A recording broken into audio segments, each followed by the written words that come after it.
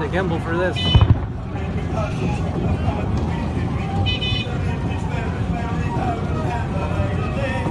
Just for you, they show what they do right here in the USA. Today I go on cruise, but to sail across the sea. We over see Mommy and Maddie. They're way over there.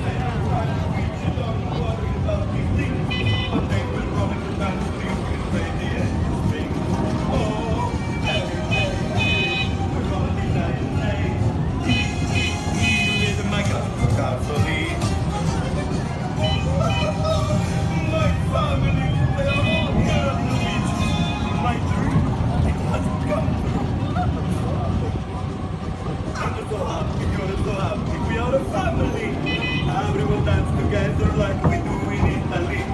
The music is so magic, you will find love and romance when you come to Luigi's Road to roll and dance. Oh, hey, hey, hey, we're rolling with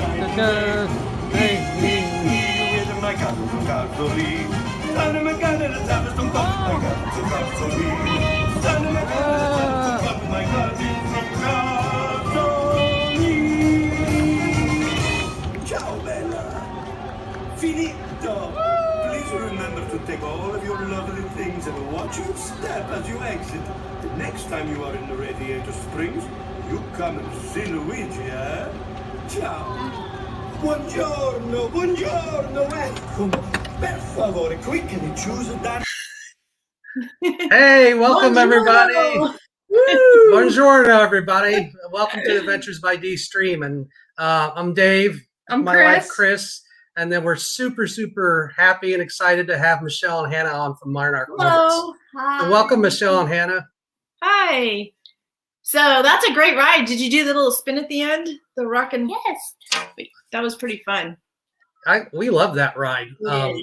Yes, that ride reminds me a little bit of the Daisy Room now at Mickey and Minnie's Runaway Railroad, the same type of technology. But Oh, we haven't because been it, on like, that. glides Oh, on okay. it. It's interesting.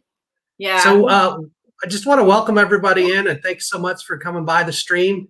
If you like what you see today, go ahead and hit that like button and subscribe. As Michelle says on her stream, it's free.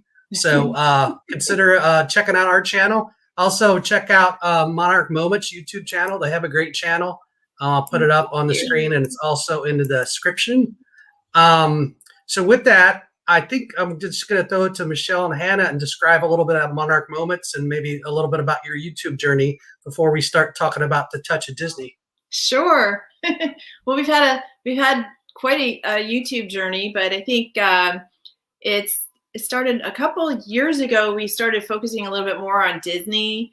It started out our channel started out more local, kind of cooperating like with businesses in the area and trying to feature businesses and kind of get a sense of community in the area. But then as we got more into like Disney and we were doing some things with Funko Pops, we just kind of expanded out and got more involved with the Disney community and doing some live streams from the park and so forth. So that's how, that's pretty much what we've been doing since then. So I think that was probably like a couple years ago. But really, we're more of a we're really not necessarily like a Disney channel. We're more like a lifestyle channel, I would say, because we like to do different things. We like to take, like I said, we're trying to instill like a sense of community in people and kind of like a safe place for people to come and, hang out, get to know each other, get some inspiration. We try and provide that not only just in our videos, but in our live streams and some entertainment. Have people leave with feeling like maybe they walked away learning something, or just feeling like they walked away getting something from the stream. It's just not walking away getting sick from my cooking or anything like that. See, it's totally safe to watch that. So we do some fun things. We stream right now. We've been streaming like 3 nights a week. We stream on Sunday nights, Wednesdays, and Friday nights at 6 p.m. And we're Pacific time because we're out in California. So, and some of the other things I like to do is I like to do product reviews. Not so much like unboxing, but I kind of like to do like home product reviews. Like, how does the dishwasher work, or how does the thermostat work, or things like that. That was kind of another thing we originally started out with a little bit early on in some of our early videos. You can see we kind of did some things like that, or the reviewing the store, like, oh, here's a great store if you need cheap kids clothes or things like that. Did you So have brown hair back then? I don't know if I had brown hair back then, but we did start a while ago. So it's been it's not a struggle, but it's definitely a slow. Yes, last night process. we learned how to cut hair with a vacuum. Yeah. That was classic. We love the Floby. Yes. Yeah, it got gave such a good sport. He had fun with it, so that's Fun. good. And so we just like to have fun, and like I said, just more of a lifestyle. And one thing we would really like to do that we haven't been able to do, obviously, is get to Disneyland, but also go to just other places around California. There's so much to do out here and so much to show you guys. There's like Sequoia, there's Yosemite, there's the beach.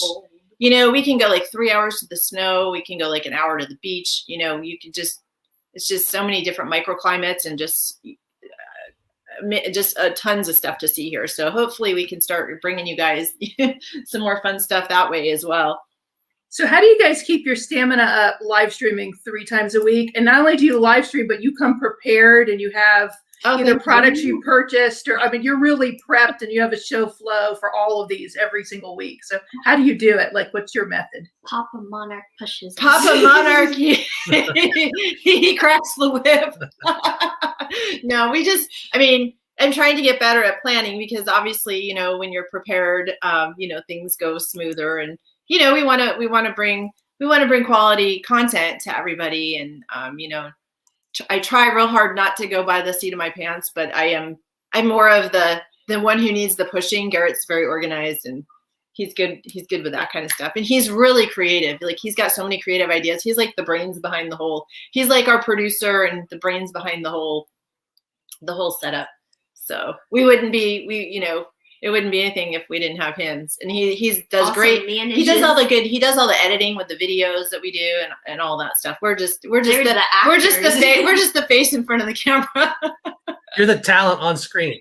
Even my video skills aren't really that great. We go back and he's like, oh man, you were like videotaping this person's like head right in the middle of the thing. So, and he was getting into photography and like to do some of that stuff too. Yeah. So that's kind of our story.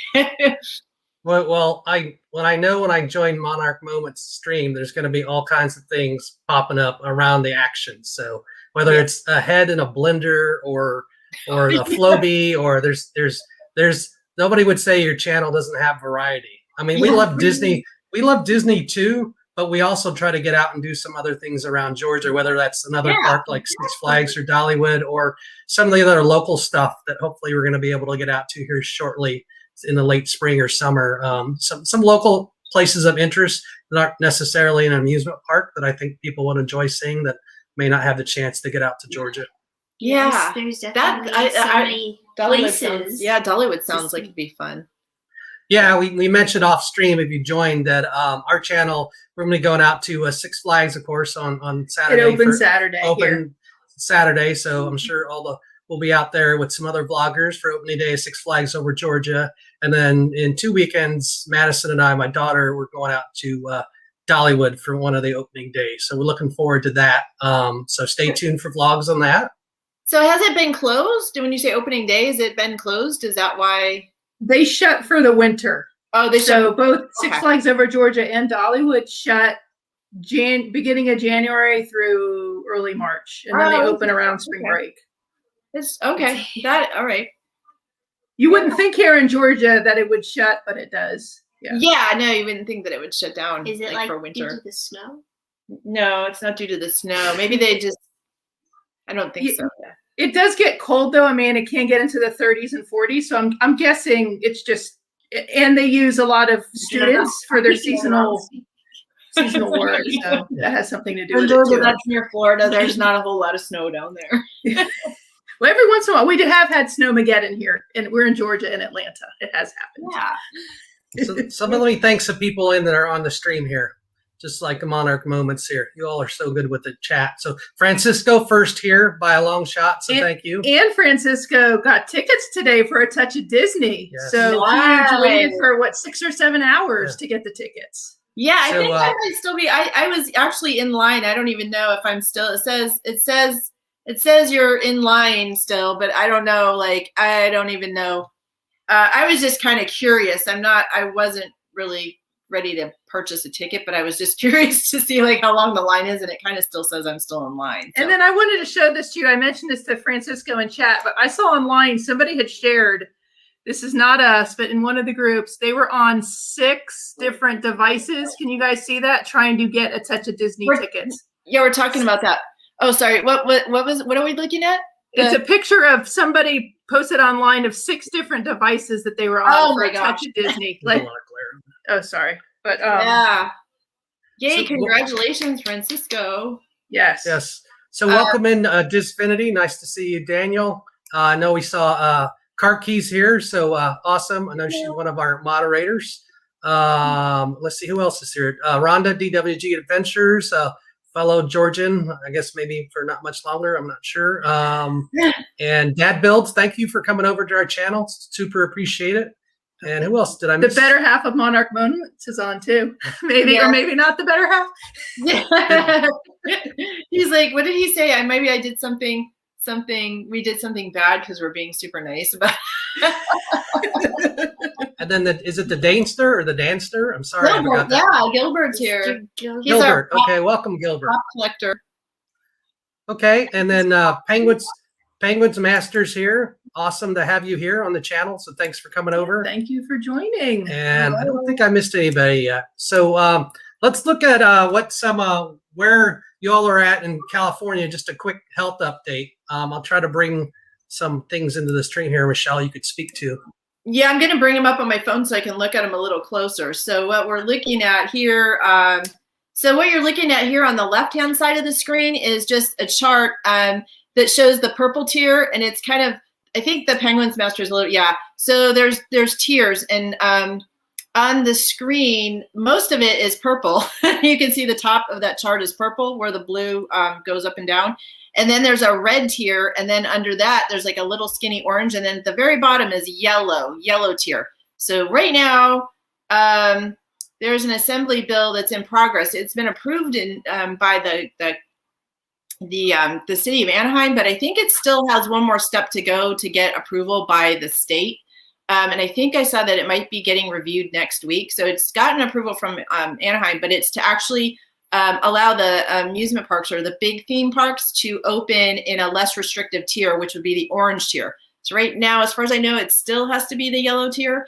And if this assembly bill does pass, like I said, it's kind of partway passed because it did get approved, but now I think it has to go up to like a next step. So if they approve that, then it can open in the orange tier. So you can see on the graph where we are right now in the blue, the chart up and down, the blue, the far right-hand side is where we were on Tuesday. So every Tuesday there's an update to California of where you can go, where we are in the tier. And so as of yesterday, Anaheim missed the red tier by a smidge. They missed it because of this case rate barely misses kicking off the red tier. So their case rate went to what did it say? It moved further down the color to 3.9 from 5.4, and I think it has to be under 3 or something like that. So it just has to move down a smidge more. So maybe next week they'll be in the red tier. So, and then on the right-hand side, you can see as of today, this is where everybody is in the state, and we're up here in the Bay Area, and we actually did move to the red tier. So things can open up a little bit in the red, and you can see down in LA area, they're still in the purple tier, which is way up at the top. So the good news is if that bill, if that bill passes and Disneyland can open in the orange tier, probably next week, Orange County, Anaheim will be in that red tier. They'll be like right next to each other. So it's just like one more step and that park might be able to open. So just one more step. Yeah. Baby steps. Baby steps. So that's what that graph shows. Sometimes it's easier to like visualize, like, and you can see how that purple was like way, way, way high. So that's like how far away they were from, being able. And right now that yellow, it's almost like you have to have no cases. And I don't even know, nobody's even been in yellow for the whole year. So that's why we're concerned that, that's just way too restrictive. I think it's one per 100,000 or something can be positive. So it's just too restrictive. So we're hoping that at least we'll get the parks open sooner. And we were just talking how we don't think it's going to open right now yet because of the schools. because the kids still aren't in school exactly yet, that it would be a big uproar, I think, if the park opened before the kids were actually going back to school. So they are starting to roll the schools out. These guys are going back in 2 weeks. So Wow. yeah. So baby steps. That's what she said. Yeah. It is so different when I watch you stream on the West Coast, because it seems like the pandemic differs depending on what part of the country or sometimes what state you're in. Yeah, Oh, yeah. It does, because a lot of regulations aren't the same. Yeah, everywhere. there's and I just reading everything going on, even within the states, not even in California. Like, some states it's like, oh, the governor will say open up, and the mayors are like, no, keep wearing masks and all this stuff. So even the government, the states and the local aren't even the federal and the state and the local aren't even on the same page. So that just makes it really hard. Exactly, Gilbert. The Wild West up in Texas is all for one, one for all. So In Atlanta, that definitely happened too, that the city of Atlanta wanted more restriction and the governor opened it up, and you can see the cities are kind of trying to figure out what to do. Yeah. So, but like we said, we've got the good news that the Touch of Disney event, the tickets went on sale today. So that's that's really exciting for the people down in LA. And it's actually all exciting for everybody who hasn't been able to get into Disney California Adventure, like the whole park for the whole year.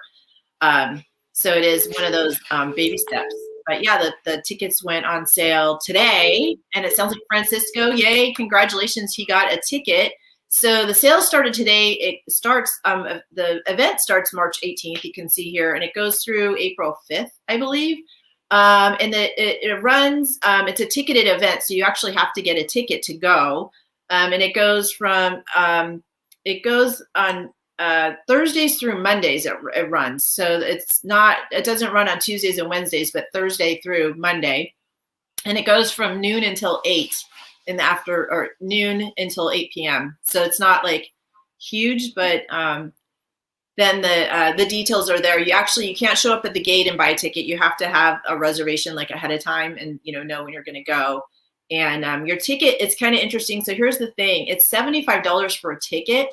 And, you get like a voucher for food for $25 towards, using the food in the Disney resort area. So I'm not even sure, maybe you can even use those in downtown Disney, possibly. But I think the food there is going to be food from around the Disneyland resort. So like maybe the churros and maybe some of the beignets or something from over in Disneyland. So stuff that you haven't been able to have for a while. But it's going to be more like appetizer sizes. And I'm trying to think. So and then the other thing is the parking's included. But I think one of the big things is that if you're going to that event, either a lot of people are all going to come in one car and you're only going to really need parking for one person. Yeah. So, why does every ticket have to pay for parking? Even if, or you're maybe just staying in a hotel, you don't even need to park your car. So $75 is a lot. For a family of 4 of us, it would be $300 just to go in there and then still have to buy like food and stuff. I was going to ask you. Open. And I was going to ask you what you thought about the value and how it's priced, because I've seen different people break down the pricing. Some saying, "Oh, it's really just $45 because you're going to eat something in the park anyway." But like I said, look at it like that. So here's the thing: I think if we were local and we didn't have to, pay for a hotel and pay for like driving and gas or an airline ticket, then and because if you're going to pay that and go down there to do all that, you want to be able to do other things. And right now, California down there is still closed. Like, you can't go do other things in the LA area. You can't go to the other parks. So I know Knott's Berry Farm, they're kind of a little bit open too. So for us, it wouldn't have value. If you live in the area and you can just go for a day, it might be worth it and if you didn't have if you didn't have to pay for like a whole bunch of people, it might be worth it. It's just, you really don't need the parking thing. People would rather probably just pay extra to park if they need to. And then it does have photo opportunities. I know there's going to be some photo ops and you're going to have the photo pass. So it can go like on your, you can get like the unlimited photos. So you'll be able to have some photos, and it sounds like they're going to have like some entertainment around the park. And the thing is the park's going to be open more. Like you're actually going to be able to go more than what you just were with Buena Vista Street being open. Like now you're going to be able to go through like Grizzly Peak and around by Pixar Pier and all that stuff from what it sounds like. And then there's the food area. The other food area is going to be open. You remember what it's called? Down by the water Pacific Wharf.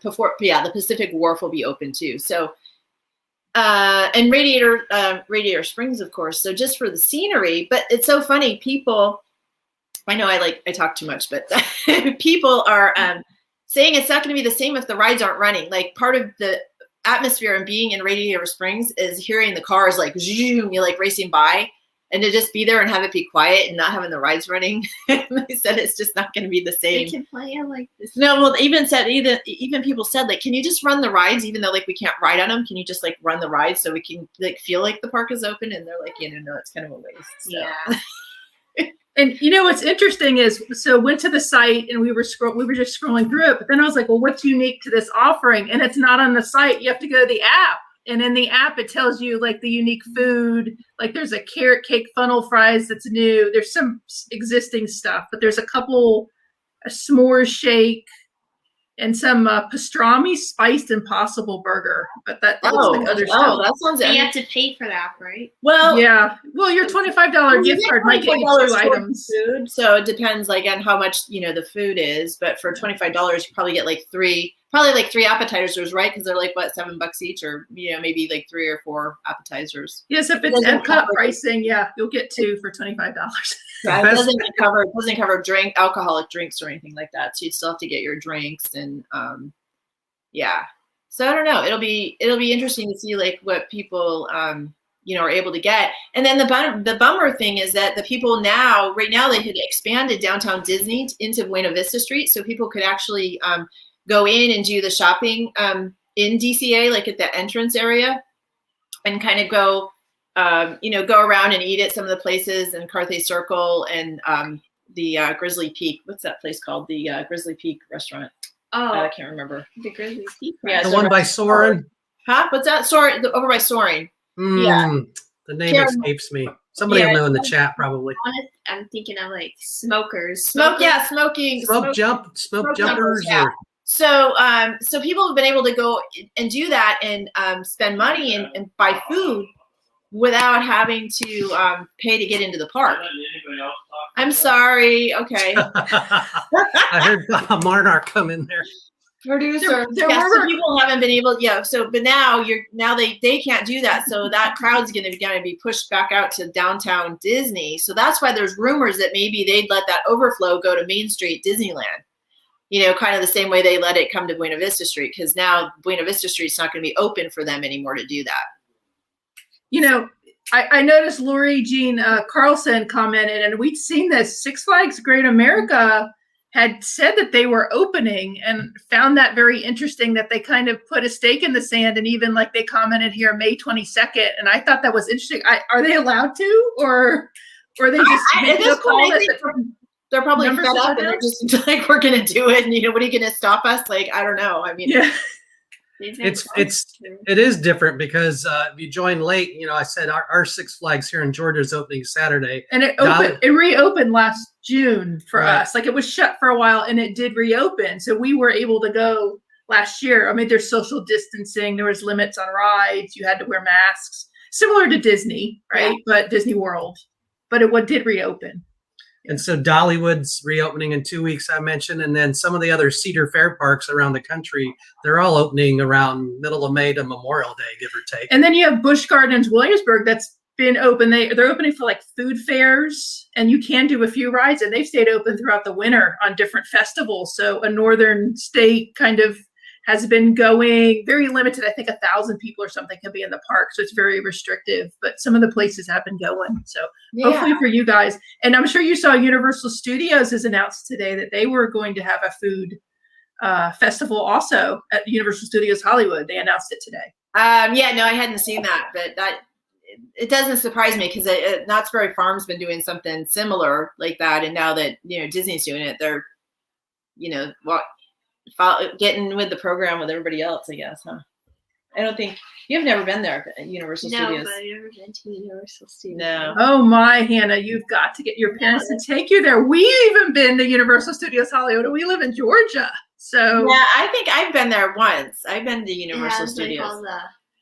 It's like all the Harry it's Potter all mini- no, it's like all the movie stuff, like the movie sets and stuff. Like this is true though. So what you really need to do is wait a year or two and make your parents take you for Halloween Horror Nights. That's when you really want to go to Universal Studios Hollywood. Oh, okay. The Orlando one is magnificent. It's awesome. Ah, Yeah.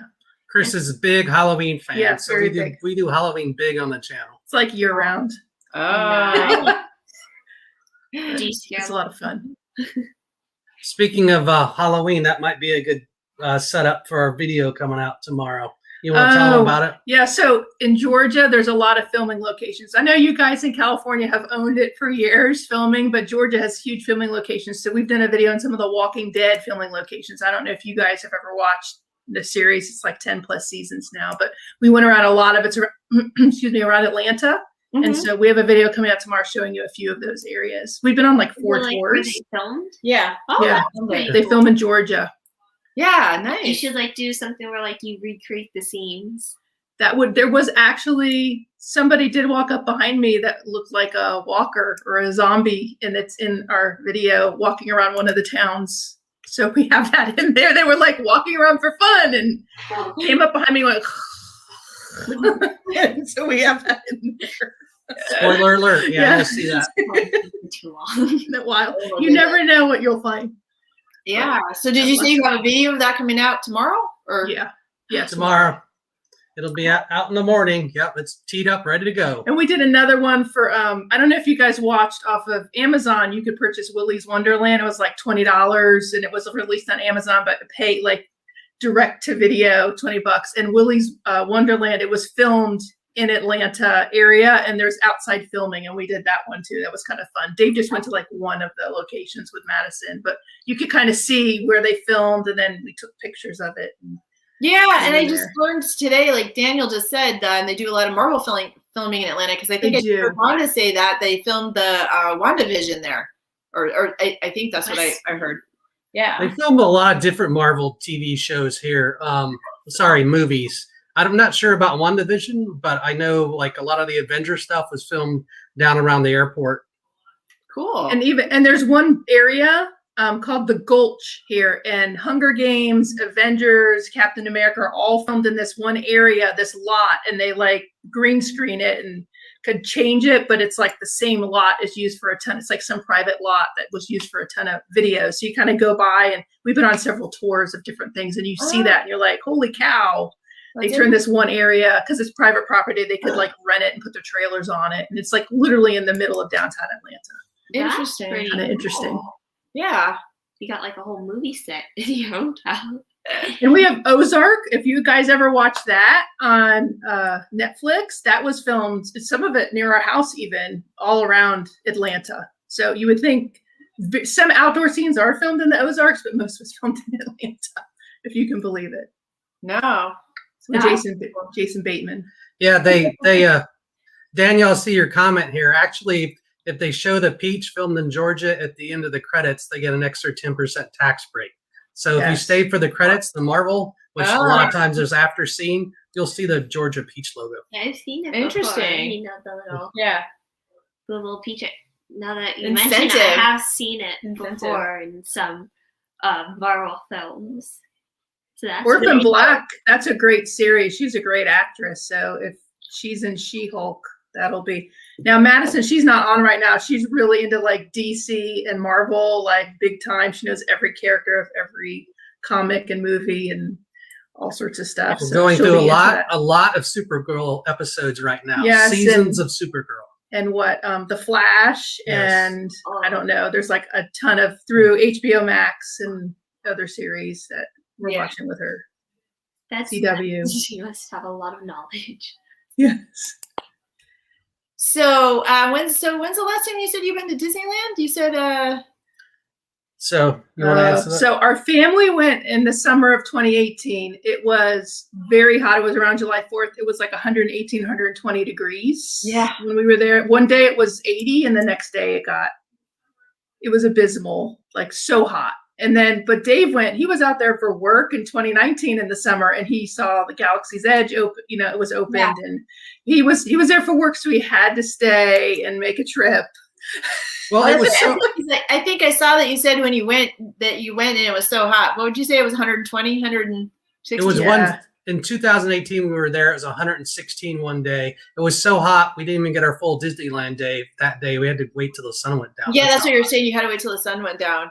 Yeah, and we have some days like that where, you know, when it is hot weather and then it just doesn't even really cool off at night, and then it just gets so hot. We've had one time, because we didn't used to have air conditioning in our house, and it would be we had like a week it was like that, and like all my makeup melted in the house.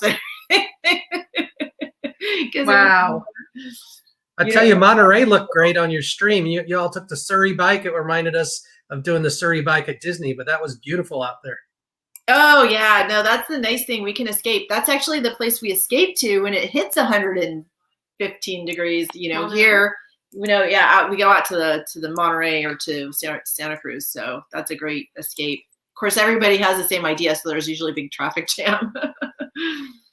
It was gorgeous out there. And I forget, you know, I've only been to Northern California a couple times for San Francisco for work, but the microclimates up there, you know, we don't have that in Georgia. We have one climate here. It's usually hot and humid, but we don't have microclimates. So I'm jealous. You can go somewhere in the summer where it's at least cooler. Oh yeah, no, that's definitely a bonus. We have those microclimates, and you just go 30 minutes and it could drop 40 degrees. With no traffic. With traffic, it can. Well, yeah, 40 miles. You just go where, the temperature, but. You know, on the East Coast, you usually have to go to a couple different states before you get a temperature change like that. So.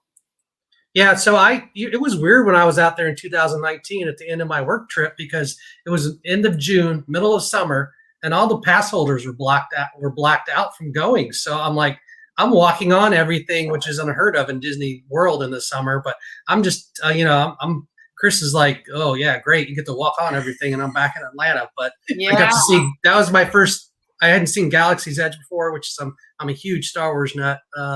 So that was awesome. It was great, except that my family wasn't with me, but it was just have at it, walk on to everything. And that was your first time there too, right? This is my first time in Galaxy's Edge. We had been as a family in 2013 for their first time. We went for Easter. We stayed at the Grand Californian. We had Easter brunch at the Paradise Pier Hotel. We did it upright. And there's like an egg hunt in front of the Disneyland Hotel for all the kids. They're super cute. Yeah. Yeah, they do like a hunt around the resort too. They have like actually 3 different Easter egg hunts. They have like a downtown Disney hunt, a Disney California Adventure hunt, and then a Disneyland egg hunt. So they put like these little wood carved eggs kind of around the park, you know, like up on the buildings and stuff, and you have to fight it and like put your card, and then you bring it back, and then you can get it. So like you buy the map, but even if you can return it because. Oh, that's true. I guess you don't really have to find it. You don't have to, like, basically buying it. You can just turn it into the station, and I'll give you their little prize. But it is fun to go hunting to hunt for the eggs. They're actually not even. They are actually. They're like wood. I don't know if they're wood, but they're good. They're big. Like probably plastic. Yeah, they might be plastic. But they're pretty good size. Like, they hide them around the park. Bigger than our heads. I don't know if Walt Disney World does something like that, but that was pretty fun. I don't know if they do. I don't know if they do an Easter egg hunt. No, officially. They might have the characters dressed up, but I don't think so. You would think we've been there at spring break, and we usually go Disney World for us. Usually is April or October around birthdays, and also it's not like 1,000 degrees down there, but usually it's April or October plus the school calendar. Yeah, that's when we go. Right? Okay. You know, when the kids those are actually kind of in between like the hot and the cold season too, so that's not a bad time to go. My bucket list trip is once the kids graduate high school and they get to college, you don't have to worry about them. We go to Disneyland, and we're there for Halloween, and we stay long enough that we see the switch over to Christmas, and we get to see Jack Skellington and everything with the Haunted Mansion, because we've only ever seen videos, and then get to do the Halloween Horror Night stuff at Hollywood, Universal Hollywood too. So kind of like Yeah, that would be stay for like a really 2-week Cool. period there. That would be awesome to kind of hit that. Well, you I mean, said plus the that- other stuff. So you said you stayed at the Grand California, and you like it was that's like the really nice hotel It there. was really nice. I think I'm still paying off that hotel room. They've got a beautiful stained glass door, like when you walk in. That's depending on like but- how you're entering. What Well, year from the did you main stay? entrance, like by the lobby. Yeah. What year was it? That was 2018. No, we didn't Was say it there. 2013? 13. Yeah, it was a long time ago Easter, now. Yeah. In 2018 we had a duck in there for some AC. It was so hot. Yeah. Well, yeah, that's a nice thing. You can still go in there even if you're not a guest, and We stayed at still enjoy a little bit. So the thing that changed with that is you used to be able to stay at like the other two resort hotels, like is it still Paradise Pier? Yeah, Paradise Pier Hotel. What is it called? Yeah. Yeah, Paradise Pier. Paradise. Well, I get confused because they switched it, the park name to Pixar Pier.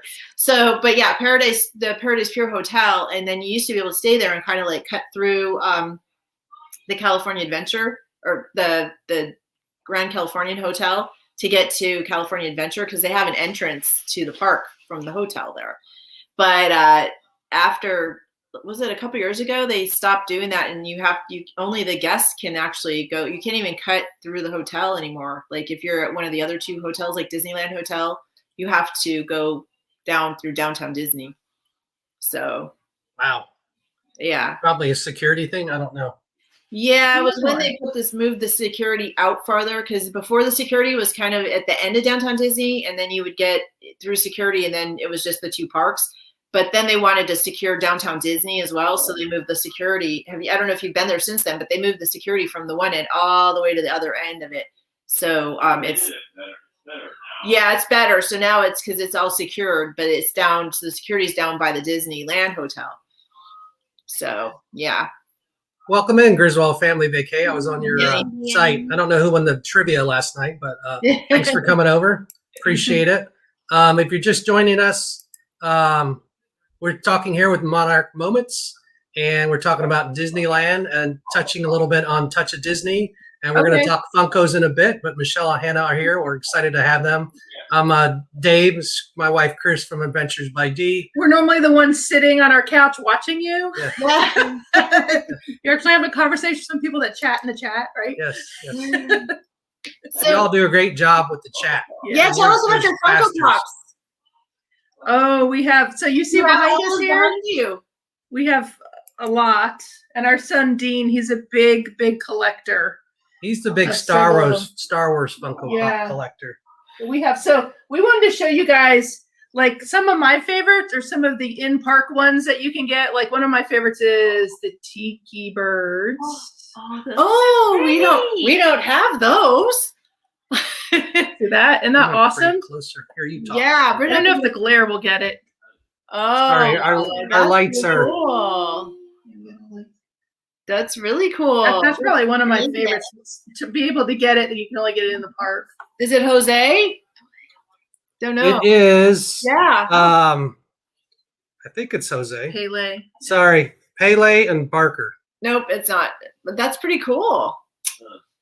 I haven't seen those. Don't get jealous, Papa Monarch. That's right, Garrett. He's probably searching on eBay. I don't know. All right. And then here's another one in park. You guys may or may not have Splash Mountain. Dave ran to the back one time to get this. Like this is this a couple years ago? Maybe a year ago, 2019. And we were getting ready to leave the park, and he went back. This isn't since they reopened and everybody ran to the back and like got like that was. But this is a year or two old. This one. Yeah, no, that'll be a good one. I think. Yeah, especially with all the changes going on. And you guys probably have Red. I'm guessing from the park. Yeah, she's right here. We have her out. You go grab her. There's a ton of her in the park. Yeah, we'll grab. We have some. We can. She's really. Oh, so you can see. She's got a really Oh, nice. She's very See, pretty with the purple. In our house, no one is allowed to remove them from the box because you lose value. Yes. So I would very much like to have these all from the box. I made the mistake. I have an Ewok that I removed from the box, and they were all like, oh, I'm like, but I like Ewok, so he's out of the box, right? So it's everybody's personal preference. Yeah, she's Very really nice. she's really pretty. Wow, it's a really pretty purple. It's like a pearly purple color. So and she's got her foot on the barrel. That's But awesome. And this one is, do you guys have one of the DJ Rexes from inside the park? I think we do. Yeah, I don't think we have him out, but yeah, I think we have him. That's pretty cool from the DJ. And then there's some we've seen we just didn't get, like when we're there, you have to like we have him. There is a special one here. yeah. Make sure I show this for Papa Monarch before I forget.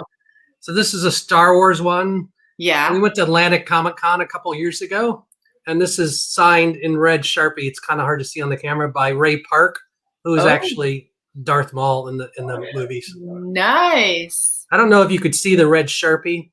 He was very nice. Is it on the front of the plastic? Yeah, it's on the front, kind of around. Sorry. Oh, okay. It's underneath it's underneath the protector. Yeah, it's underneath the protector. This one's got a hard protector on it. And we have like Darth Maul. Yeah.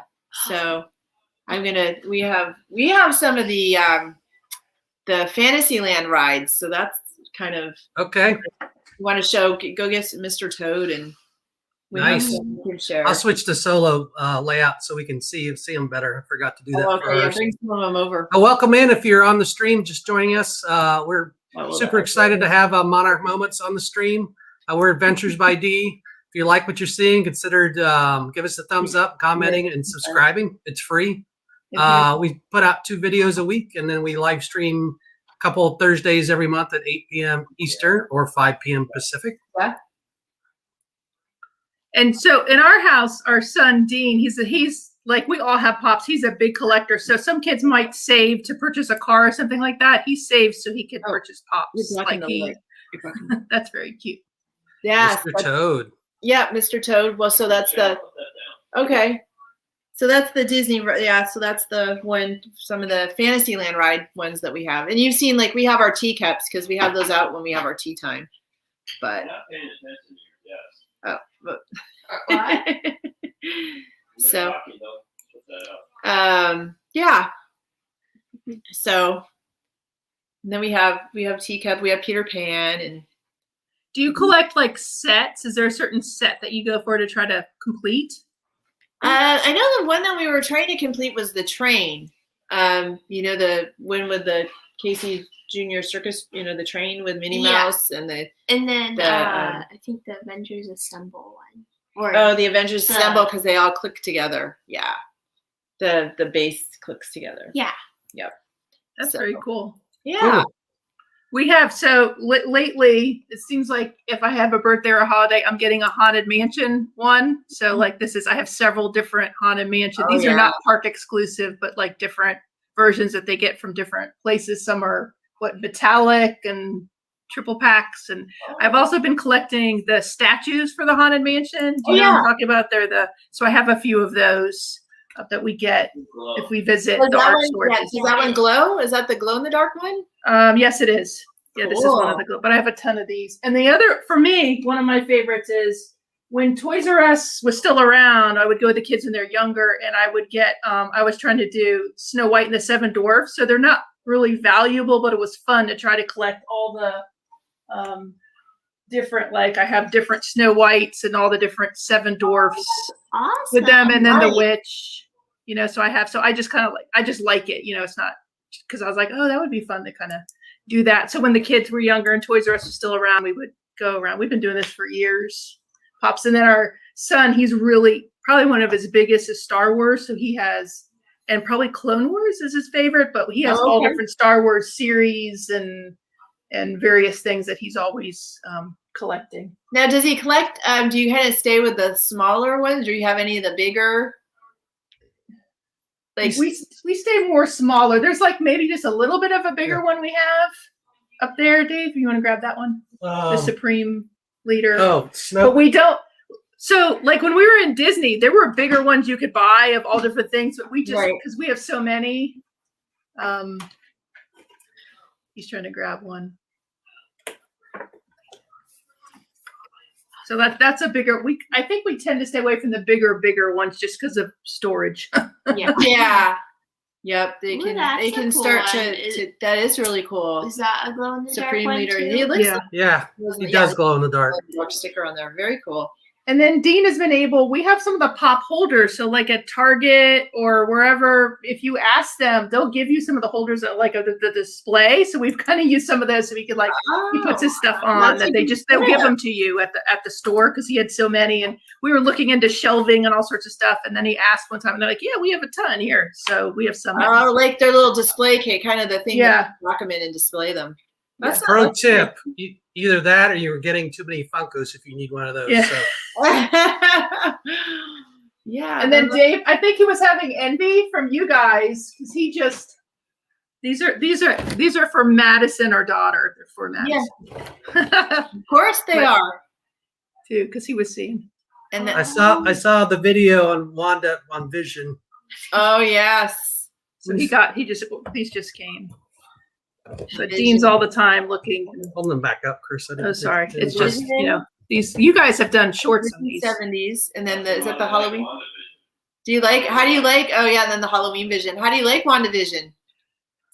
Yeah. We like it. Madison's trying to explain to me what's going on. So yeah, Madison's a huge fan. So every Friday she's like, all right, let's go. We're watching the next one. So it's been kind of cool as the shows have progressed, kind of understanding how it all fits together. Because the first couple, I was kind of like, "What's going on?" And in case people haven't watched, I don't want to ruin what's going on. But I think it was the third episode that it started. It's like, "Oh, this is really cool!" Like very thought out plot.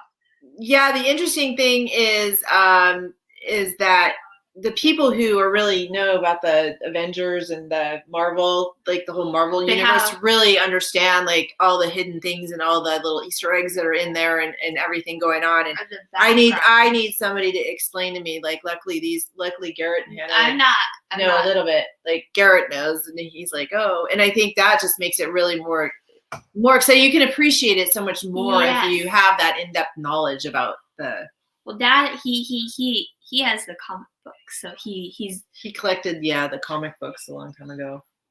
They understand. We did a thing too. I was probably in April, when we're all home and can't do anything. We watched all the Marvel movies over a period of probably 6 weeks.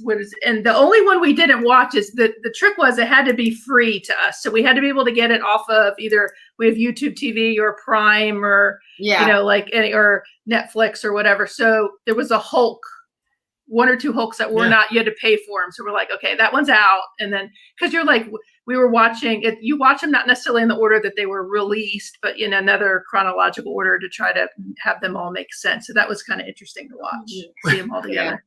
We actually video ourselves every opening, unlike Chris and I, neither one of us are diving after the computer to edit that one. No, we were going to do one just like a watching thing of like putting them all together in our thoughts and all the lists we searched to figure out the order to watch everything in. So it was, and shame on me because I've done that, Michelle, and still with WandaVision, I'm like, Madison, I don't. And she's like,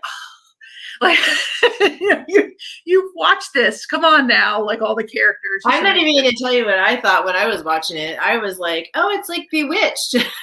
Well, we were more like, what is this one themed after? And that's where I was like, oh, this one feels like, and what sitcom or what, so that was our discussion is which one is this themed after this series? Yeah. I mean, for me, that was the fun part because that was the part that I could understand. But like when it very first started, I didn't even, I didn't know because there weren't enough of them to know that they were doing it after like a sitcom exactly. So I thought the whole show was kind of like, like that. So I didn't start watching it to the fifth one. So I watched like the fourth and fifth one before I watched the first, second. Yeah, Hannah watched them backwards. I watched like 4 or 5, then 1 and 2, then I watched the sixth one, then I watched the third one. And it actually, they said it was almost better watching it backwards. Might work. Yeah, it was after number 3. It's almost like you need to watch them a different, and then go to, because after each ends, it always puts you in the same Avenger movie. Which one is it dumping you into? It keeps asking me to watch Ultron, which I've 'cause- seen. Yeah, so like at the end on Disney Plus, it's because I think she's in that movie, right? Well, so is Quicksilver. Yeah. That So dude. Oh, Whoever that dude is, I know Madison says he's important. So What was that? he's the whoever. Oh, the- Quicksilver. The actor who played Yeah. him? Yeah. I like the X-Men one better. X-Men. Darcy is Mephisto. See, I have no idea what that means. No, it's the I'm not sure what that means either, Russ. What, Russ? Welcome in. Maybe you can decode into chat I don't know. all of our It's Wanda like questions. It's like an evil. I mean, Dad can explain. It's like a bad guy, basically. Oh yeah, Daniel says you don't Mephisto. need to watch the first three. See, no, those were my He favorite thinks ones. If like Agnes isn't controlling, maybe that there. I don't know. They don't want to spoil it for people. Yeah. So shh. Mephisto, the real evil villain. Oh, Mephisto's an evil villain, says Okay. Garrett. The devil. So The she's- devil. Devil in that universe. The devil. I think tomorrow is the conclusion, is it not, for the season? Yep. Maybe, now it's a good time to binge, Rhonda. If you need to catch up, I think I saw you in the chat. Good time to catch up for tomorrow. Yeah, I mean Disney Plus, it drives me crazy. They don't release them all at once, or maybe two at once, because every other streaming service kind of gives you the season, but you have to wait. It's like, what is this? We're going back to TV, sort of thing. But it's kind of fun too to go through that. Y'all are welcome to show some more pops if you want to. We didn't want to hog the pop time. We got excited showing ours off. So Oh yeah, no. I mean, we're interested. We want to get to know you too. So like, All right. do you have any favorite? Like, is there any? let's see if Dean will come on and talk about his pops. You want to talk for a minute? He's over here. Dean's But going to show a couple Star Wars pops. I'll be right back. here, come on over here for a second. It's okay. Come on. Stop it. Yeah, He said one of the that I'm cats. a- He said that I am a Mephisto or whatever. Mephisto? The devil. He's calling Mephisto. Mephisto. Garrett's calling me I Mephisto. feel like no, I'm pronouncing it wrong. Aren't I? I'll just Like- take these off and put some ears on, some red ears. Normally we set up with a green screen and all that, but for this one, because we were talking pops, we're like, oh, we'll show some. And this is not. We have more than what you can see. Oh, Come on over, Dean. I like it. Dean is making a rare appearance. Hello. He's gonna put in. You It can't. doesn't matter. You can't hear us yet. Yeah, now he can. Okay. Hi. Hello. Hello. He's making a rare appearance. Dean is definitely the pop collector. Dean, what do you look for when you're like looking at pops and what? Star Wars. Star That's Wars. all I care about. Star Wars. Now he did collect. We have a lot of Five Nights at Freddy's. What were some of the other? He's not interested in them anymore. So he brings some if we go to a store to see if they'll trade. He started this several years ago. So I was so proud of him at, maybe 10 or 11, and he's bringing stuff in, and we go to a comic book store and he's like trying to barter and see if they'll trade or give credit. And I thought, hey, that's a great skill. He's buying it. So Did it he'll ask work? for Christmas. He'll ask for pops. So some of them the value, because he knows the value of all of them. So if it's not the value he thinks, he's not going to give it up. So even if he doesn't want it. So did it work? Like, did they trade with you or?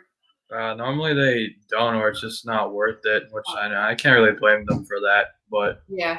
most of the time trades don't work, I would say. So what do you want to show, Dean? All right, well, did you already show the signed ones? Or No. you showed the Darth Maul. We showed Darth Maul here. You didn't show the Obi-Wan. So I had the signed Darth Maul, but I also went to a different con and I got a signed Obi-Wan from the Clone Wars, from like the animated TV show. It's signed by his voice actor. You can read. It says hello there. Yeah, that's one of them. Okay.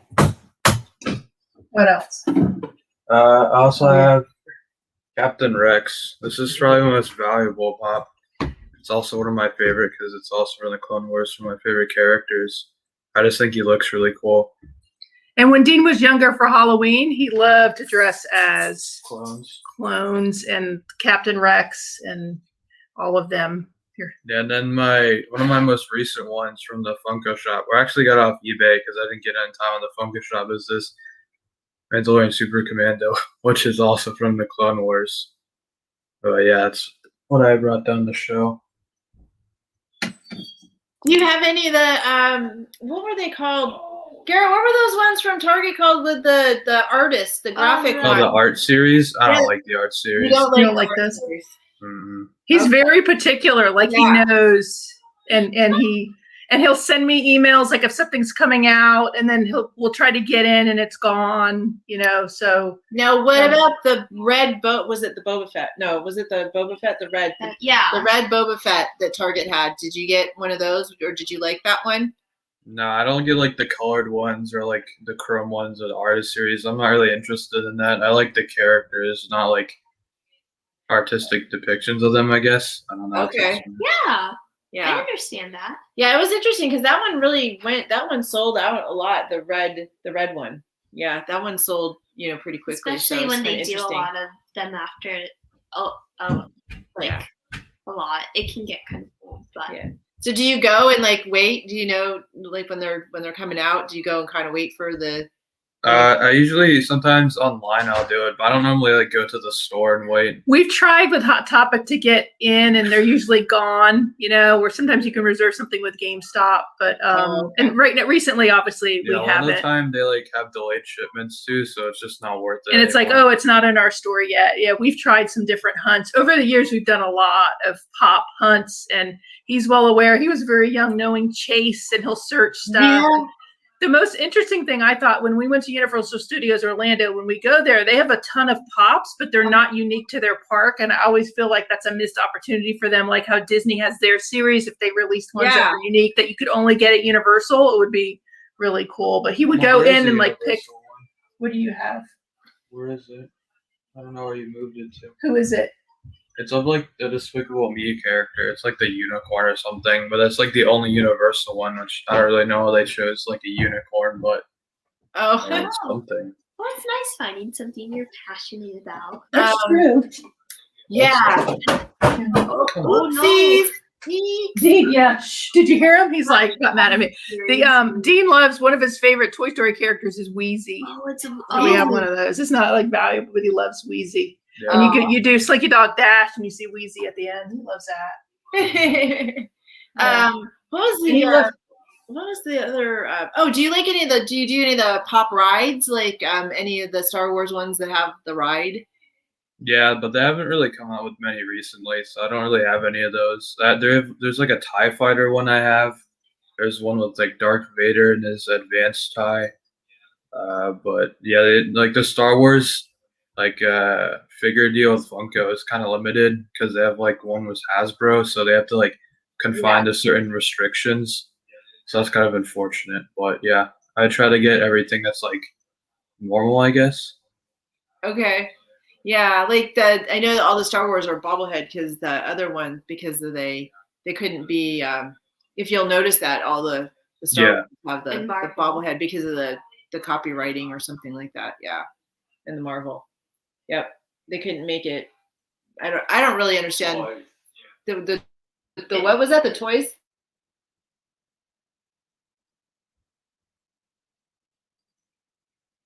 Like anyway. Yeah. It's a copyright. Yeah, it was a copyright thing. So. And Dean tends to gravitate not only to Clone Wars, but he loves droids in general. Like we have one of his. We did the Droid Depot, and I don't know. Have you guys done that yet? Did you do it at Disneyland? Build a droid, and he loves like anytime we go to Disney, he gets the packs of the droids. He loves droids. Yeah.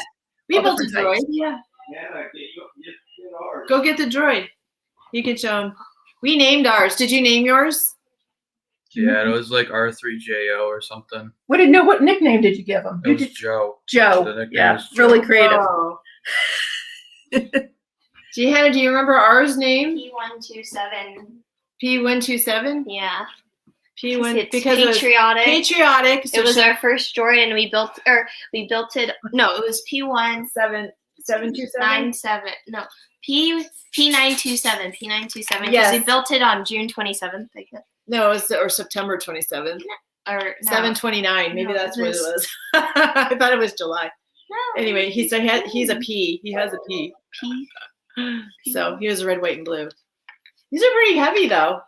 Like pretty decent. I think it's P60. So a tip I know that I'd heard about building the droids was that the ones that this series This is the R works series. better and then there's than the B series, because the B serials, people said like what, the head fell off. Yeah, I would. People were complaining that maybe they fixed that because it's been open for a while. But people were saying if you were going to build a droid, to build like the one like this and not the B. The BB. Yeah, I did series, see. because the head, it's the one where it rolls around on the wall. Yeah, because it's a magnet and it's more prone to. It was interesting at the Droid Depot when they built it, because he and Madison went and they only allowed 2. So as a parent, you had to stand back behind. Here goes one of the cats running by. Okay. You had to stand back behind their the railing. Yeah, and kind of watch. And so they were going to town. I was curious what they were going to choose as they were building it. They had a good time. Oh, okay. Yeah, we didn't have a restriction like that when we went. The only thing we didn't do was, did you want to build a lightsaber? Did you get to do that? So I'm so glad Dave isn't here right now to hear that question. No, he's like, he couldn't hear you. He would love to build one. So when we went in August or September, we got to go in Savi's workshop and hold all the lightsabers without paying for anything and try out all the new ones and everything as an experience. You could choose to pay them. They have since reintroduced the whole lightsaber thing. Dave would love to do that. The question would be, you got to go in there, even though you got to go in there. They had it open and you had to wait in a line, and they had about, was it 4 different families? They spread you out and you could touch, and they would hand you the lightsabers, you could touch them, and then they disinfect them. And it was interesting. Like Ahsoka has 2 new ones. They were probably the most impressive. The weight of them, and we did. Who did we do? Darth Maul. We did like every single one. Yeah, we did. That's definitely been one of the really popular. I think really one of the popular things. And I didn't really realize what it was all about because we built the droid, and I thought it was like building a lightsaber, but it sounded like it's a whole experience. Like it's a whole. You choose like the type. There's like the. No, not the droid, the lightsaber. I know. Yeah, there's like 4 types. There's like the one. But I wanted to just get in there. I begged him. I'm like, just let me in. Can I just peek? Can you just let me in there? I just want to see. I just want to take pictures. So we didn't even, we didn't get in because we didn't actually build one. So, but it would be fun to be able to at least go in and like you said, touch them and see all the different, different ones they have. So, well, I guess that's like a bucket list thing, maybe. Yeah.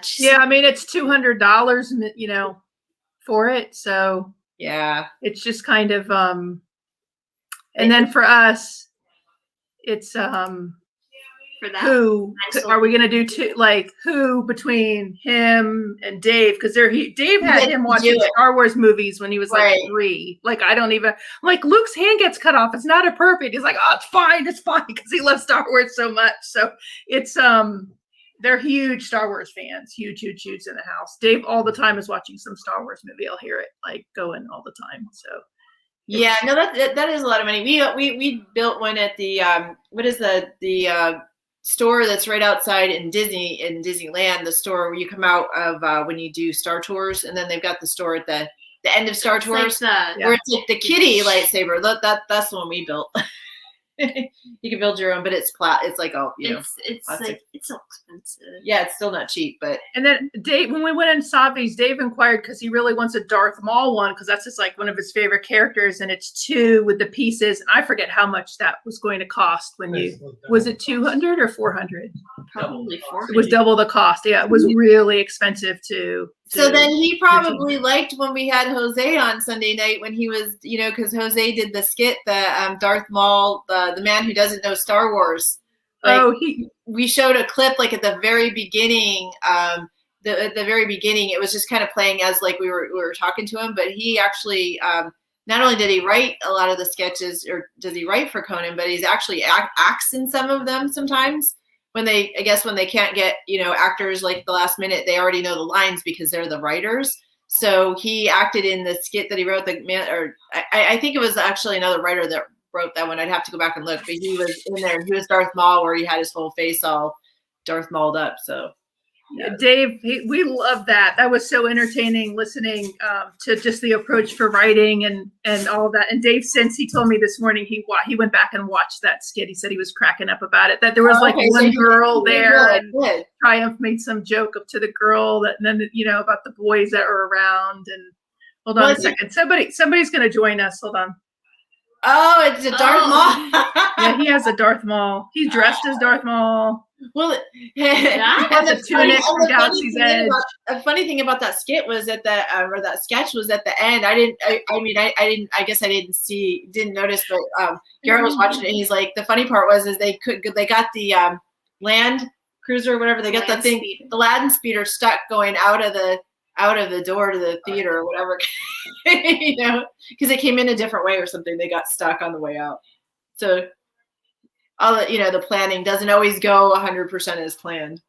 That's very true. Dave is going to come back in here. He's wearing his Indiana Jones hat that he got from Disneyland. Here he goes. Here he comes in now. He wears this all the time when he goes to the parks for sun. That's his that's a true, well-used like Bob Indy hat. From the When's Is it here from Hollywood Studios or Disneyland? I got it from Disneyland, the shop right across from the Indiana Jones ride. Yeah, so nice. The bizarre. I don't think there's like a 7 years. Yeah, I don't know. We like that. That's a fun story. Yeah, like there's that. you can get like the little, what are they called? Chimes, like the wind chimes. Yeah, the wind chimes, like those there's wind chimes. There's like some monkey ones, and then they have these. I've seen like mini ears, but they're like zebra. Oh yeah, they have cute stuff. Yeah, like all that jungle. That's like one of my favorite lands is Adventureland in the park. Do you guys have a favorite? Especially midday. Do you guys have a favorite land? A favorite land in Disneyland? Yeah, in the parks. In the parks? Land. You would think I would say Galaxy's Edge. We've had this discussion, Chris and I, before, but my favorite land anywhere in any Disney theme park is Cars Land, just because Pandora's nice, Galaxy's Edge is awesome, Harry Potter's great, but for my money, between the four, I put Cars Land as the place where I feel like I'm in the movie. And probably the best themed land in any amusement park. Yeah, it does look like they just took the set from the movie and like planted it there. And they also have like it's got the street light. It's got the street light in the middle. Yellow flickering street light, and you got like Cruz Ramirez, you got Lightning McQueen and Mater Red. And the characters, because the characters are actually in the land. The car characters are there driving around and they talk and stuff, and it's pretty cool. So it is nice, and I like Cars Land like for the Halloween season. So usually the lights there at nighttime, it's lit up with like the red because they're known for like the red rocks. And at Christmas they changed the lights, I think, to like red and green. But at Halloween they change it to like purple and green. And I like purple, so I think I like how they put the characters, the car characters, in costume, so they theme it really good for Halloween. Yeah, we Halloween out there is on the bucket list. I know that Oogie Boogie is different than what they do in Florida, and of course, Chris mentioned she is like the biggest Haunted Mansion fan, and she would love to see the Jack Skellington overlay. That's high on the bucket list. Yes. So we haven't been. So they didn't have obviously the party like last year, but they switched it over. They switched it over from Disneyland to Disney California Adventure, the Halloween party. Yeah. Well, the thing about Jack Skellington, I don't know. Maybe it was just for Halloween, but like in the earlier years, maybe in like the early 2010s, like I have seen like people meet up with him. Even though it wasn't like meet up with him, like Jack Skellington and Sally. Oh, even though it wasn't. Okay. We got to meet him in Disney in the Magic Kingdom in Disney World for a Christmas Mickey's Christmas party many years ago. It was he was Madison's favorite character, and it's amazing because he talks, right? So it's a talking character with him and Sally. So it's a unique experience. And this is like we walked up. And if you guys are familiar with the Magic Kingdom, they had him back where like the circuses and Barnstormer and all that stuff. They had him kind of on a stage back there, and there was nobody there when we walked up. Like that's 10 people, and we got to meet him and spend like a lot of time there. It was really cool. That was many years ago. That is an interesting place for him to hang out. Since then, they moved him up. And they put like at Halloween, they put him. There's like a gazebo where Princess Tiana normally meets, kind of near the Sleepy Hollow, where you can get the waffles on the way to Hall of Presidents and all that. And he was really buried back in there in the new Dumbo section. Yeah, they moved him, but that was great for us. He was way back in there. It's like when. Yeah, we're showing some of Cars Land as some of the rides as we talk. We figured if somebody wanted to look You at know, my something other than favorite. us. I was gonna say my favorite part of this ride, and a lot of times we ride this in the morning because that's like the first place we go. Instead of getting a fast pass, we just actually go straight to the ride. And a lot of people that we noticed, because a lot of people were going Disneyland and Disney California work different than Walt Disney World. So you actually get your fast passes on the day you're at the park. You don't have to get them ahead of time, and we kind of like that program. Love that. Because you don't have to plan ahead. You can, depending what park you're at or where you want to go that day. Rain and you don't know the pick weather. Safari. Yeah. You know. So we always go. We end up going on this one in the morning a lot when maybe the sun is just coming up, and there's a waterfall when you start out on the ride and kind of go around, and it's always like real pretty. It's pretty in the morning and it's pretty at sunset, and those are usually the 2 times that we're going, and I really like it because it has that one waterfall scene right before you go into the inside part of the ride. Yeah, there. it's either that or the afternoon or like late later at night because usually then we do get a fast pass anyway and we go back like later in the day. We have a system. We either go to like one of the parks and then after usually like 3 or maybe like what will you guys do when you get to go back in? Are you just gonna cry? I to be able to go and have fun and relax and, all those things that you can do as a family and escape. Yeah, I think definitely when it opened back up, I think the first park that I'm going to want to go to is Disneyland, just because of it's the classic, Original. The classic the Disneyland. I've been to Disneyland. It was in '79, but I've been to Disney World. Yeah. Nice. And Frank and Tina, they're here from Georgia also. Thank you guys for stopping in. I know Dave had chatted, but they live in the area too, and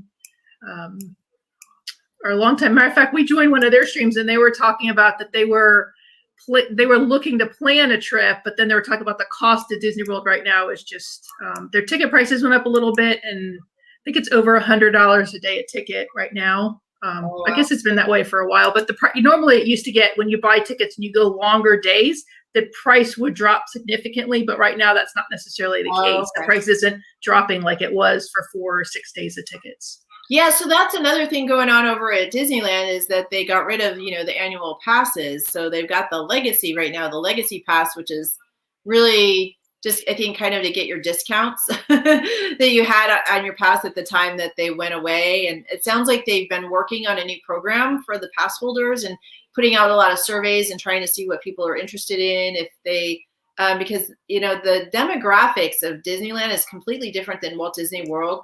Like Walt Disney World is really like a tourist destination where people come and vacation there. There's like the pools and the warm weather, and people escape from the cold, and there's just so many parks to go to. Whereas Disneyland, it tends to be a lot of locals, like a lot of people that live in the area. So the interest actually is, a lot of people say that they would like to see some kind of passes where you could go, like maybe like after work, like just in the evening type passes where you don't have to go like all day long. You can just get a pass for like a lot less and just like in the park. Michelle, it's interesting because Epcot has this like Epcot after 4 ticket that you can get, or like pass, and it's just to Epcot and it's just after 4. And I think now it's after 2 or whatever they changed the time, but they did that just so people that just wanted to go into just that one park and see the food or eat the snacks or that sort of stuff. And so they still have that. And do they have, is it like they have a pass, like an annual pass type thing too, or is it just a ticket you get? It is an annual pass. That is like Epcot after 4. I'm assuming they're still offering it right now. Like if you can't buy it new, but I think if you were new, I'm assuming it's still around and they haven't discontinued it. But yeah, so that I know that that sounds like that's something they might be looking, to do for Disneyland, and then that might free up, the park in the daytime too, because that was the problem. They had to black stuff out because there were so many pass holders going. So it'll be interesting to see. I do love with Disneyland though. Like I grew up in Florida, so Disney World is what I know. But the couple times we've been, it's so walkable. So we stayed at Grand California, big trip, and we stayed in that hotel. And then when we went back again several years later, we stayed off property at Legacy at the Park or something like that, wherever it was, like some cheap place across the street. Walk a couple blocks. You can walk in 10 minutes. You can walk to Disneyland. You can walk across to DCA. It's like amazing. Yeah. You walk into downtown Disney. It's all right there for you. Like, yeah, great. that was like Loved one it. of the big pluses that we noticed when, between, because we went to Walt Disney World last year for Christmas. And Feels like we just went. and that's the one thing is sometimes we like to take a break when, because we do have passes when it gets real crowded in the afternoon at the parks. Then That's you can when go back to your hotel and take a swim in the pool and take a little nap and then, get refreshed and then go back. So you could be in the park in the evening when it's less crowded and cooler, or, if it's the summer. Especially if it's like one of the Disney hotels, so you can get like be eaten most Oh of your yeah, and if you money. stay in one of the Disney hotels, you could get in that extra hour early to the park. So that's always really nice because we could get like four rides in sometimes before the park would even open. And Yeah, so depending, if you time it right, depending which rides you go on, we could sometimes get like 4 rides in. So What is your guys' favorite restaurant to eat at downtown Disney? Oh, we don't really eat at downtown Disney very often. The one we do eat at a lot is the Tangora Terrace that's at the Disneyland Hotel. It's both inside dining, or you could eat at the pool or in like your room, and they have like a bunch of. They have like what, spam musubi. They have like They have it's like been a these while. Green beans that are like deep fried, but we've eaten it. Yeah, we have. I mean, we've eaten at some of the restaurants downtown. We've eaten at I want to say the Napolini's, like the pizza place. We've eaten there, and we've eaten at the Jazz Kitchen. But the one place that we a couple times. But yeah, I wouldn't say we have like a favorite downtown one because we don't go there. Oh yeah, Black Tap's a new restaurant, so we haven't tried that. That would be fun. That's where you get the crazy shakes. The really good milkshakes, yeah, the crazy shakes. Anna wants to go there. I bet. Oh, the milkshake. yeah, Gabriel maybe get the milkshake that's huge with a huge cake on it or frosting and sprinkles. Good idea for him. Yeah, he can't do sugar very well, but Hannah and I, we did get the Black Tap shapes because we did a video on it where we got we got 2 of them, right? We got it. We have to check that out. Cookie dough or cookies and cream one, and then we got like a strawberry one, and then we put crickets. And then they got ruined because it was like a challenge to eat crickets. It kind of got gross. So we put crickets in our milkshake. Never dull. It's never dull. Here. Yeah, we did it over at the California, the Grand California Hotel. We had crickets in our milkshake. But yeah, those were like amazing. So we'd like to go there. But Garrett just pointed out, yeah, Earl's Sandwich is another restaurant that's in downtown Disney that we do also eat at. Really good tomato soup. Yeah. Do they have the Thanksgiving sandwich I've heard so much about at the Earl of Sandwich? I haven't tried that. They might, but I haven't tried that one. Yeah. I hate it because she didn't like it. I think I got a bad batch of like roast beef. It does sound good. Now I'm like, oh, that sounds really yummy. So. One thing that I never thought I could do from Disney is Chris is a big candied apple, Disney Mickey Mouse candied apple. Gotta have the marshmallow ear one. Mickey or Minnie, I have to have the marshmallow ear. Yeah, me too. I make apples here too. When we go apple picking in the fall, and I'll like make them and I'll do my own candy apple. Like, so make is it the same? I've tried to do what Disney does. There's something with their caramel sauce and their chocolate. There's something they've released recipes and I've watched some videos that show them making it, but there's something in the physical mix. There must be oils that make it so thin that they could do it. I can't. Mine looks like a monster. Like I can't do it the same. The chocolate's too thick, and because you first dip it in caramel. And then you dip it in the chocolate. I've done different things, melting wafers and all. Yeah, that's the thing. Not only do you have to make it like thin, you have to get like the even layer, and it has to be melted enough, or else it's gonna like stick to it. I love watching them make them in the window. It's like, wow. It's like they make it look so easy. I could never. Right? They make it look so easy. So that's like one of my favorite things to do. One of my favorite treats when I go to the park is to get those apples. The caramel apples, and like you said, the ones with the ears. And I love how they theme it. Like for Easter, they have like pretty like white, like purple, like white chocolate with the glitter, like purple, sparkly sugar, crystals and stuff on there. Like it'll be like purple and green, and then the traditional like mini one with the red with the white chocolate. The right, what is it? M&Ms kind of like the M&M chocolates, like around polka dots. I can remember we each got an apple, huge, right? And sat in the rockers in the Grand Californian Hotel there and tried to eat it with the, like try to bite through that apple, sitting there rocking like in their lobby. Like great memory, So one thing about the candy apples that I've learned is that they'll actually cut them for you. Like when you get it, that they'll slice them up. And I think that's a better way to eat them because you get a little of the inside, a little of the outside. You're not like eating all the way around the outside first and then left with a whole bunch of apple that's got like nothing on it. It's like you actually kind of eat it from the inside out. Plus you can share it that way a little bit easier. So come on. But yeah, but they're huge. They're a meal and they're like 2 days worth of apple. I don't usually have them cut it for me because I don't want to like lose the prettiness. I like to take a picture. I cut it a little at a time. It does. So I cut a little at a time, just like as we eat it. Right, Yeah. Well, it's all about taste. Welcome in, Phantasmic Chronicles. I think I missed them when they came in. Yeah, they've been chatting away. Thanks for coming in and chatting. I think I got everybody, but welcome into the stream. Yeah, thank you guys. Thank you everybody for being here. Sorry, Michelle. Go ahead. That's okay. No, that's okay. No worries. Those pro tip on those apples. What I was going to say is they will travel on the airplane fairly well. I brought some back all the way here from Disneyland. They gave me the nice square box that they go in. Once I told them I was taking them back, put them in my hotel room in the refrigerator all night, and they flew back from Ontario back to here. And actually, they wound up in pretty good shape. Yeah, they did. Wow. Believe it or not. Yeah. And that's how much I like that apple that he literally bought it at Disneyland and flew to Georgia and gave it to me as a gift. That and this T-shirt. That's what he brought back. See, my official Disney. Cool. That is so nice. Yeah. Yeah. Garrett makes me wait. I have to make sure I walk enough miles before I can eat my apple. Well, I think that's not a problem whenever you go to any amusement park, right? Or theme park. It's like 10 miles minimum.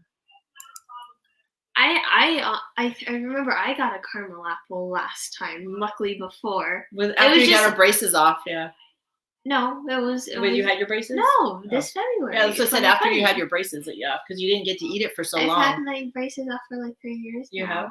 Yeah. Oh wow, time flies.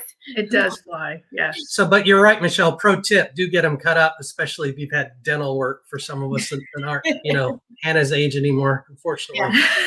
Yeah.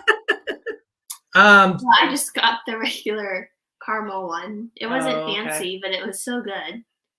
Give me a chance to listen to it. Michelle, Hannah, what do you all got coming up on your channel we can look forward to? Anything else you want to prep or plug or? Well, we got coming up on Friday. We do like our Fun Food Friday, so that's tomorrow night. Chris was so nice to say Chris was so nice to say like that we seem like we're organized and have everything planned out. Tomorrow night, I'm not quite sure what we're making.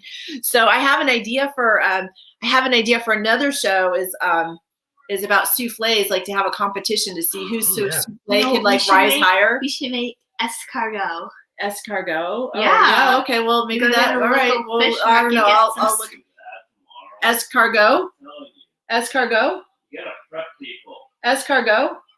Oh, where are you gonna? I don't even know. Where you can get escargot from? You have to go to Whole Foods. Like, where do you go to get it? I don't know. I guess she's gonna cook up the snails from the back. Oh, we're just gonna cook the ones in the backyard, honey. No, I don't know. So that's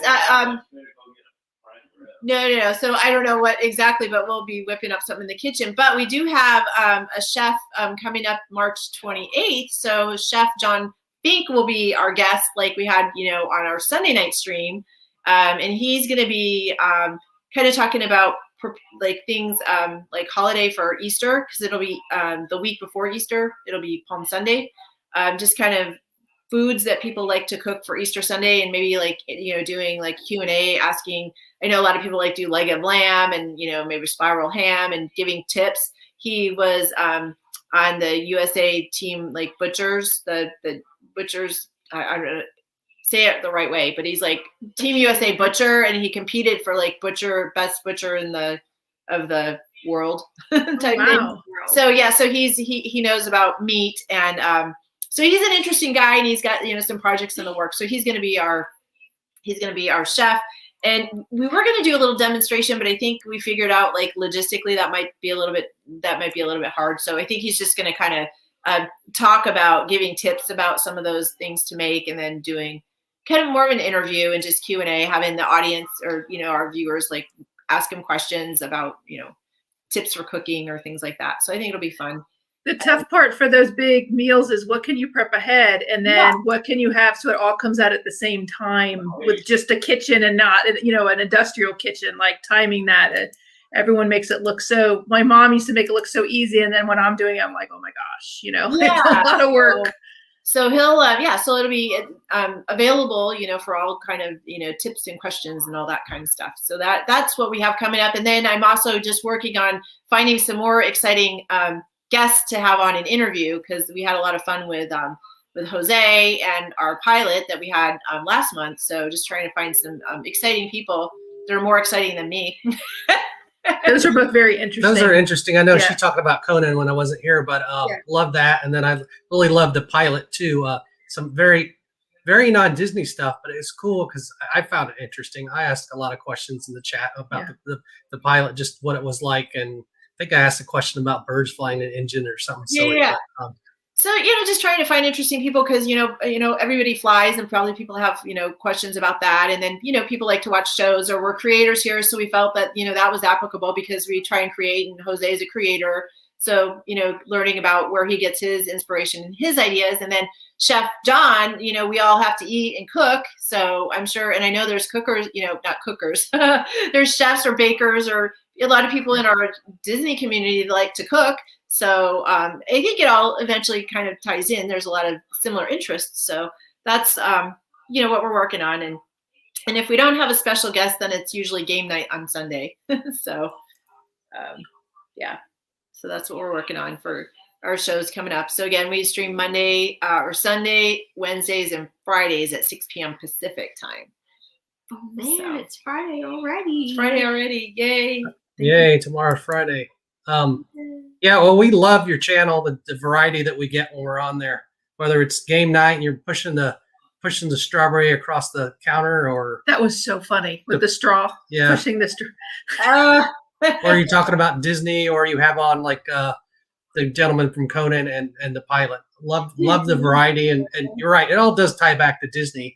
But it doesn't always have to be park news. No, the worst thing for us is because we're Eastern time, trying to stay up to watch. Well, I'll tell you what I have. I'll tell you, we appreciate all you people on the East Coast that do stay up and watch our channel. We really do appreciate that. Thank you. I have big plans in my head, big plans. Like I would love to get one of the cruise ship captains on, because I know we've got travel community people like to cruise.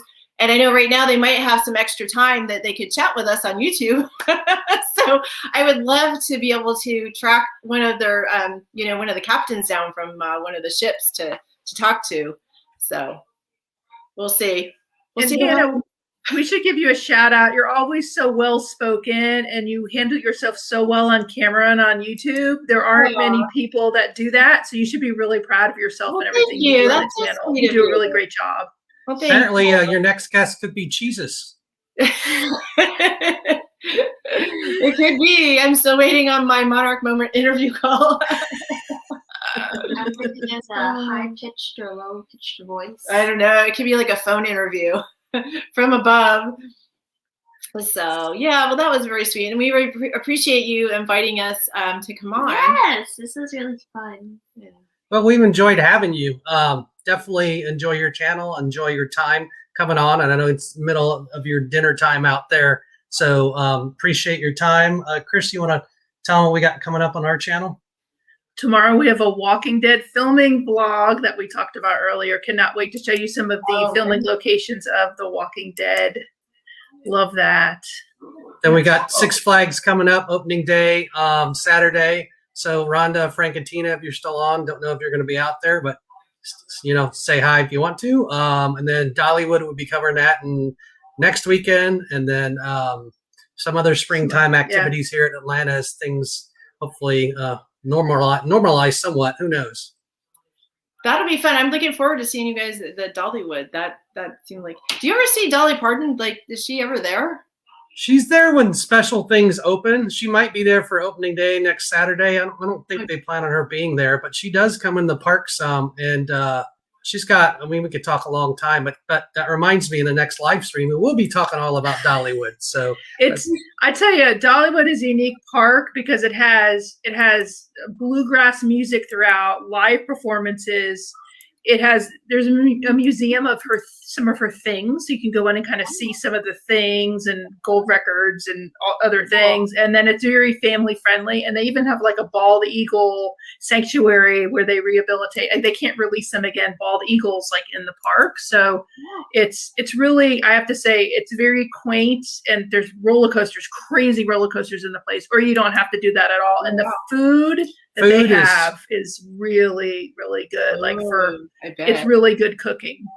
They have world famous cinnamon bread, and Madison and I got some for the first time last Christmas, and I'm sure we'll be getting some more. Not great for the waistline, but you do get your steps in. No. But they have, besides the cinnamon bread, they have some of the best theme park food like anywhere. It's unbelievable. Is it like fried chicken, or is it like turkey and gravy, or what? Like, what's your favorite? A little bit of both. So it's that, it's barbecue. You know, it's the South's main food groups. You know, fried chicken, barbecue, sweet tea, and maybe grits. I'm not sure. Kettle corn. They make pork rinds fresh there, fresh kettle corn, and they have these huge vats. They're stirring it. You know, like it's very homemade. The cinnamon bread, they're rolling it in front of you and putting it in things to make it. So it's definitely a one of a kind type place. And I noticed Frank and Tina saying you work in Sonoy almost every day. Love that, because that's a big area where The Walking Dead is filmed. It looks like it should be pronounced Sonoya, but it's Sonoy. That's where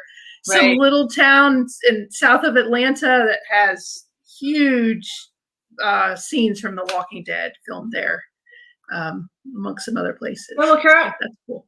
Carol says Dollywood's a very friendly place. We enjoy it so much. And I just think, I don't know. I mean, I've never met Dolly Parton, but she just seems like such a kind soul. Like, she just seems like, so sweet. And, I don't know. You would get along there. There's a ton of butterflies all over Dollywood. Yes, it's her favorite thing. It's the butterflies. The butterfly, that's her symbol. So you I fit just right love in. hearing her talk. And she's done so much, in the last year for humanity. And I'm sure you saw recently she got a taste of her own medicine with the shot. She got her own shot, so that she helped fund with Vanderbilt. She gave money and she did that. So the other thing is. Yeah, I was going to say, before I forget, the other thing is next Wednesday, I'm not 100% sure, how it'll go, but we're actually scheduled to be on with Pete. So and we've all been, praying for his recovery. So I know he's kind of taken each day at a time, but that's another thing we have that will be coming up next week. So I know that you were scheduled to go on there, and definitely we'll be watching. Prayers for Pete and wish him the best. We're actually gonna be on 2 way later this year, but I talked to Pete personally a little bit ago, and he's always been so nice to me and picks up the phone, and he doesn't really know me, but he treats everybody, all the YouTubers, the same, and he's his program's a hoot, and he's a hoot on camera too, but he's very nice off camera. It's interesting that we didn't actually start with this, but how we found you guys was because of Dole Whip Dad and Vlogmas, right? So we owe him a huge thanks, and we watched Resort TV One for years here. We watched them when there were just 100 or 200 people in the chat, just kind of Dave searched one day, who live streams at Disney, and there they were, and they've grown now to 125, 150,000, whatever they are now. And we didn't really do much in the chat. We were just kind of quiet. We have it on Friday nights and doing stuff around the house, or Dave's grilling, and then like probably COVID time or December, we started chatting more and getting involved. But we noticed you have so many partner channels. Like, how did you hook up with all these folks that you guys are involved with? Oh gosh, how did we? I think just from, well, it's really funny because we're the Disneyland people, and we kind of laugh. We're like, how did we ended up with all these Disney World people? We don't know anybody like on the West Coast. A few people now that are, in the chat, but it started out, it kind of almost started out, I would almost say Ange and Jeff with This Our Dream, because I think Ange said she was finding, and we were both smaller at the time, but Ange said she was watching she was watching one of our videos, and she saw Hannah and thought Hannah looks a lot like Abby. And so, she reached out and said hi or whatever. And then we just kind of said hi, and watching each other's videos and, subscribed. And then they did their Saturday morning pin stream. And so, we were watching that. And then, so, kind of started that way. And then we ended up meeting them when we went down for Christmas last year. So I think they introduced us to Mrs. And then we met Pam and Mikey and them just from doing some of our live streams like at Disneyland before. So, but then it turned out to be the community because everybody was starting to like know each other. So that's how we got, I think, just really involved in getting to know everybody and doing a lot of the streams and watching the streams and being in the chat. So. That's what we try to do too. I try to watch everybody that was in Vlogmas and try to get more interactive with them and support their chat. Now that I understand a little bit at some level, how that's important and why that's important to the YouTubers out there. So I try to get on different people's stream like yours and some of the other folks that were in Vlogmas and make sure I'm known and hitting that like button and subscribing and commenting. Yeah, no, people appreciate that. And so that's why, it just kind of grew as a community and, people would, so we subscribe to each other and enjoy each other's streams and going on and all that fun stuff. So now it's like we have all these new friends. It's so cool. And I remember a couple of years ago we walked up to Josh and Jenna and they were with their parents and RJ was there. Our Johns. It was so cool. Like there weren't that. We said hi. We like gave them a gift card behind the scenes on the camera. Like thank you. We watch you and then like mom and dad and our Johns, they stayed behind and talked to us for a few minutes. Josh and Jenna kept going. And they were so nice and genuine, just like you see now. And now they've grown into huge, like it's amazing watching what they've done in the community that they've built.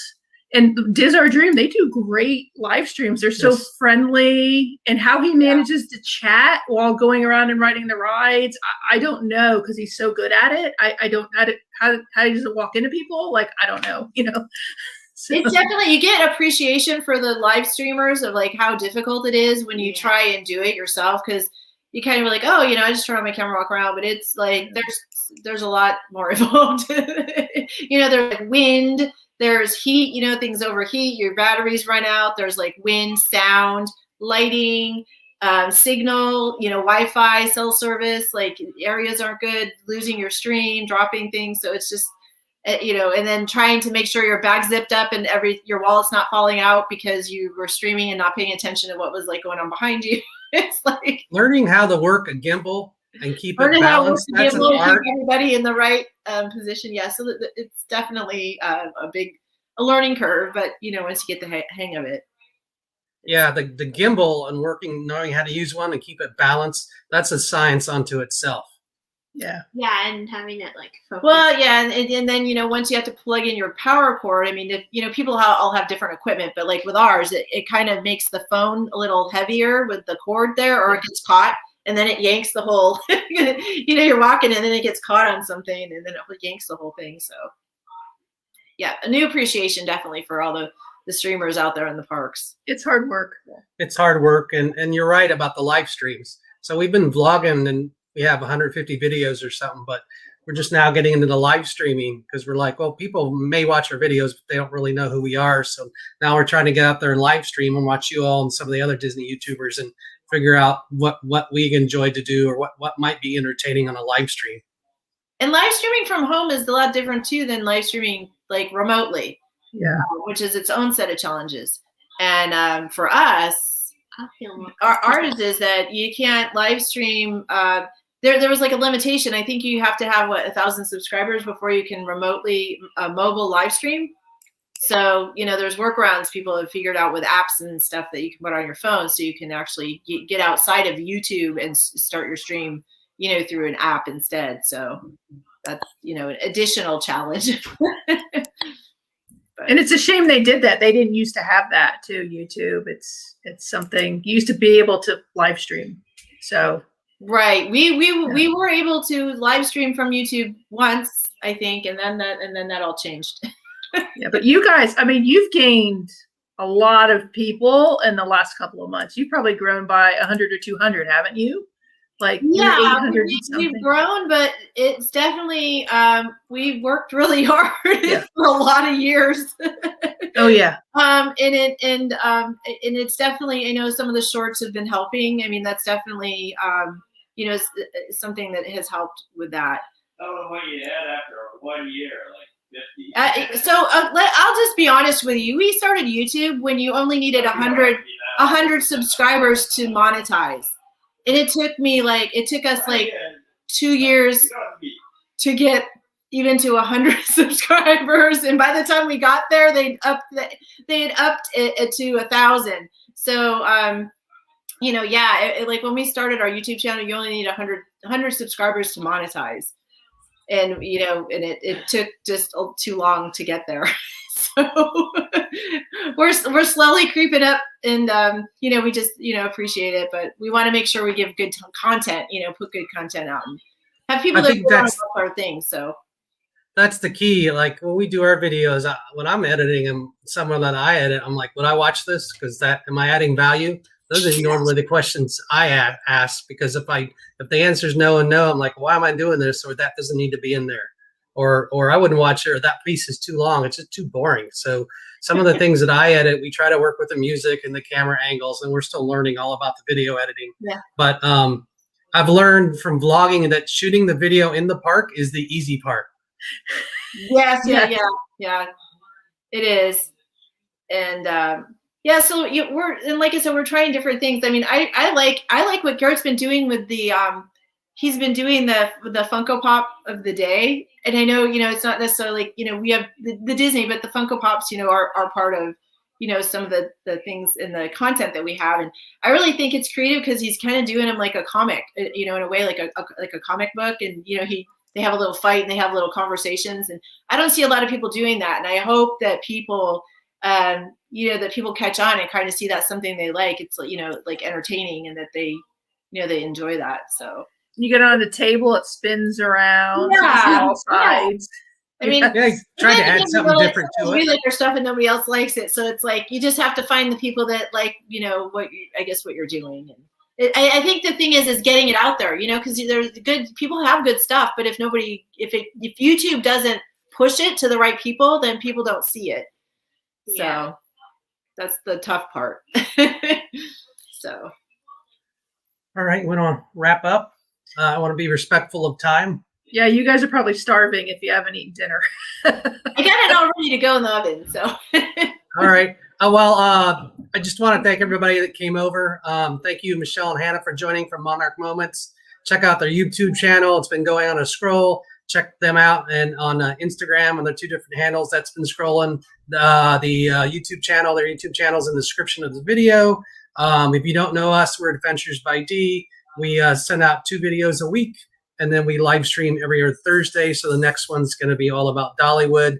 And I should say most of our content is theme park content. We do filming locations now.